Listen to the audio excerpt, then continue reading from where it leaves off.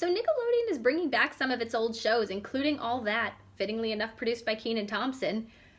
Yeah, things really do come full circle since he was on that show as a little kid. How funny.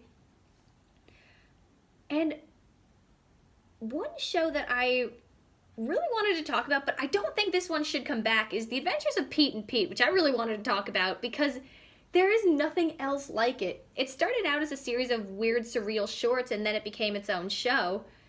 And essentially about the life of two brothers named Pete and their way of coping through the world by seeing it in this very odd, surreal way. It's a really loving, weird, surreal show, and it feels very nostalgic.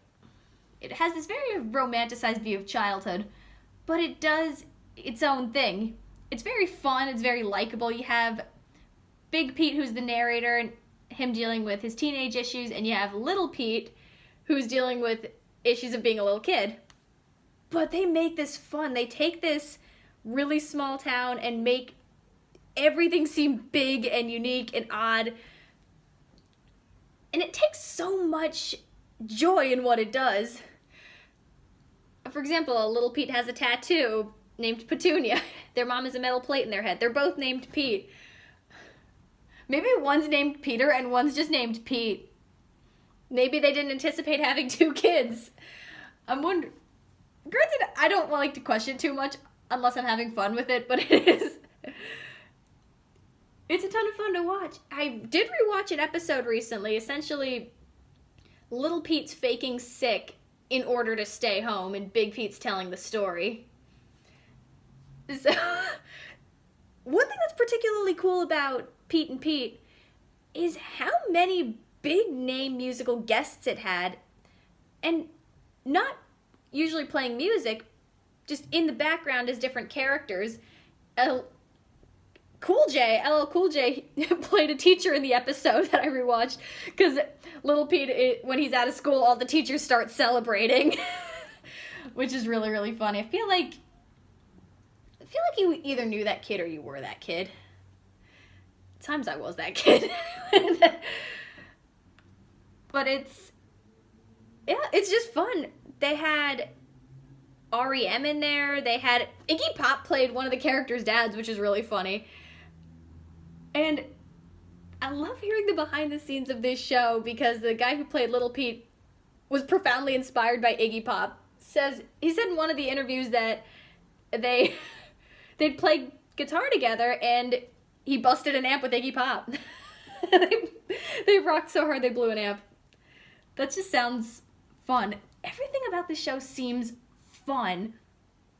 And there are people who've talked about this show in much more depth and with much more focus than I am. I was actually a little older when I discovered the show. I was in early high school when I discovered it for the first time and then immediately binge watched it because I had a ton of fun watching it. It felt like you could be there with these characters. It didn't have to rely on a ton of logic, and honestly, the show had no continuity. In one episode, Big Pete and his friend Ellen would be a couple, other times they wouldn't.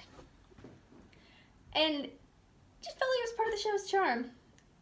I know this is not the most insightful review, but it's really one that you really should see for yourself because the show does have this sense of surreal fun to it, and it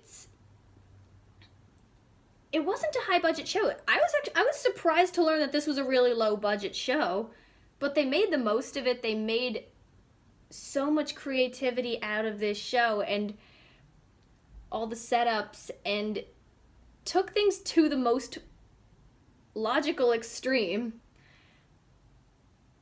It honestly felt like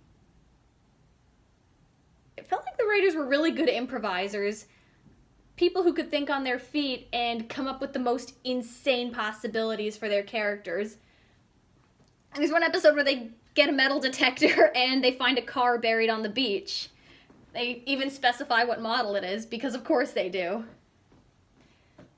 It's a show I can't quite describe because it has to be seen to be believed. And it's one where you really feel like you could be part of this group. It actually has this feel to 80s movies. It has this Sandlot feel to it. Very nostalgic, very small town,